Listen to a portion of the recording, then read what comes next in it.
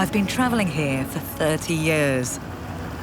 It's a hotspot of human history, and where Odysseus' story is set. Now, it's debated whether he was a real or a mythical hero, but his journey has become the stuff of legend. The story of Odysseus is so incredible that the word for an epic journey, an Odyssey, comes from his name. And it is an epic tale. After leading the Greeks to victory in the brutal Trojan War, Odysseus sets off for home. But his voyage doesn't quite go to plan. Odysseus gets high on drugs, he's seduced by goddesses, he battles monsters. A journey that should have taken weeks ends up taking 10 years. We're told Odysseus' voyage took him from the battlefields of the Trojan War in present-day Turkey to his home in Ithaca. So, like him, I'm beginning my 1,700-mile odyssey just off the Turkish coast, where I've been tipped off an underwater archaeology team is making some extraordinary discoveries, revealing hidden history and the titanic challenges our hero would have faced on these seas. It's a graveyard of lost ships. 58 wrecks, spanning 2,500 years, litter this seabed around Forney. These waters are as dangerous today as they were for the ancient Greeks. So, this is the bit of the journey where the seas start to get slightly more treacherous, and you can understand why there are lots of shipwrecks around here. I think I'm going to sit down for a bit.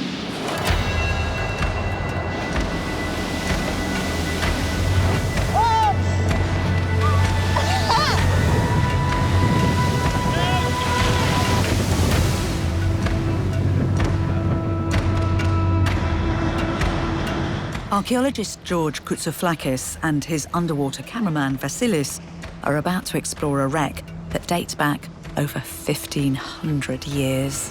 Hello, hi! And they've invited me along as they dive 45 metres down to the seafloor. Bettany! Hey, nice to see you. How lovely to see you. We had a bit of weather coming over here. It's a little bit rough. Is that okay to dive today? I think yes. The weather is keeping, so for the next couple of hours you're going to be okay. Fantastic. Yeah. And what do you hope you're going to find down there? There's a number of shipwrecks there in all kinds of depth.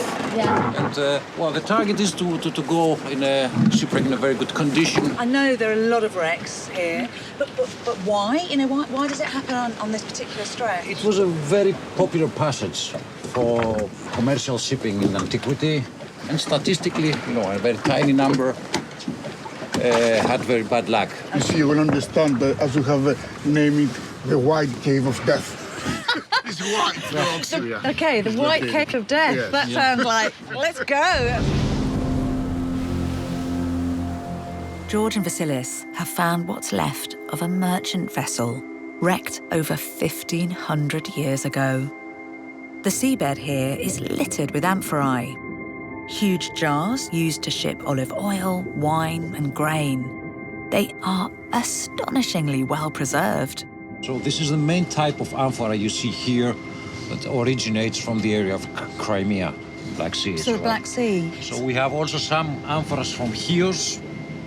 I love Chios. I'm planning to spend time there because it's, you know, where some of the stories of Odysseus begin. Amphoras of huge capacity, about 80 liters. Look, they're huge, isn't it? What are they transporting in that amount? That's enormous. Well, the area was famous in antiquity for garum and salsamentum. And it's going to say it's disgusting. So garum is this like fermented fish sauce, and it's for us. Yeah. Oh my God, it's so horrible, but they loved it. The Romans couldn't get enough of it. This is a good one, okay. These are tableware. These are plates stacked still in order, concreted together.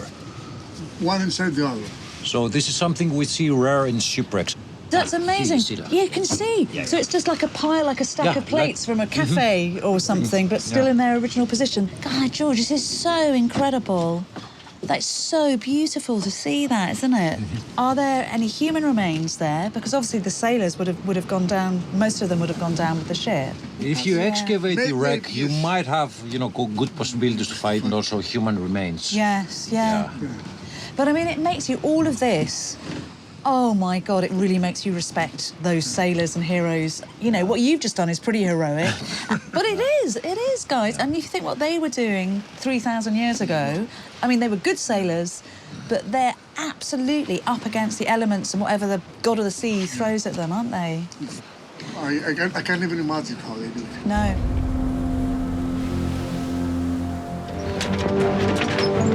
In the Odyssey, our hero is shipwrecked on the mythical island of Ogygia, where, after a stay of 7 years, he single-handedly builds another boat to continue home. Now, I've always wondered where this island was meant to be, so I've come to the real-life boat-building capital of the Greek islands, Samos, which would have been an ideal place. In ancient times, Samos was a rich and powerful city-state with a fantastic navy. It's all down to the plentiful forests of supple wood that cover the island. These pine forests are the island's secret weapon. Pine is the perfect wood to make boats, just like the wooden ships that Odysseus and his crew sailed in. And Samos ended up commanding 100 ships. And not just any old boat, but warships, which meant this island was uber powerful.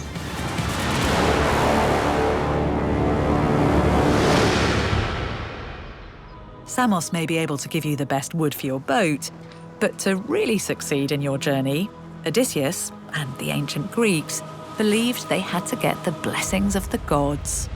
And not too far from the beautiful forests is a wonderful site, claimed by the Greeks to be the largest temple in the world.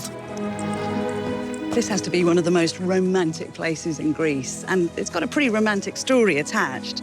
It was said that this was the birthplace of the goddess Hera, and it's also where she married the king of the gods, Zeus, making her the kind of first lady of the Greek pantheon. In the adventures of Odysseus, it was Hera who helped the Greeks win the Trojan War. As soon as you arrive, you get a real sense of the status of Hera in this place, because it's approached by this beautiful sacred way, which was a road that led from the ancient town right to the temple. This site was actually so rich that most of it has been nicked down the centuries, so there are hardly any stones left here. But you just have to try to imagine this place in its heyday. It would have been a brilliant, buzzing, heady, cosmopolitan place. We also know that sailors, like the mythical Odysseus, came here to leave offerings to the goddess Hera in exchange for safe passage. So when archaeologists were excavating here, they found tiny fragments of what was originally a 30-metre-long ship that was dedicated here to the goddess. Over 2,500 years ago. In the Adventures of Odysseus, there's a beautiful description of the goddess Hera preparing to seduce her husband Zeus.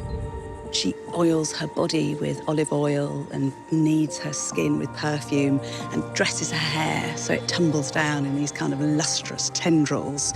So the two of them obviously enjoyed a pretty hot relationship. But the problem was Zeus was not a faithful husband, and he continually had affairs with mortals and priestesses and goddesses. And as you can imagine, Hera was not too pleased about this, and the two of them often had the most almighty rows. After one infidelity, Hera was so furious, she took herself off and with her pure rage managed to make herself pregnant without the involvement of any man. But there was a problem. When the child was born, Hera considered him to be so ugly, she threw him off Mount Olympus. The mountain in mainland Greece where the premier gods and goddesses were believed to hang out. Now, that young child would become the god Hephaestus, the god of volcanoes, and the Greeks explained the fire and fury of volcanic eruptions as a fact of Hephaestus's dramatic and traumatic conception and childhood.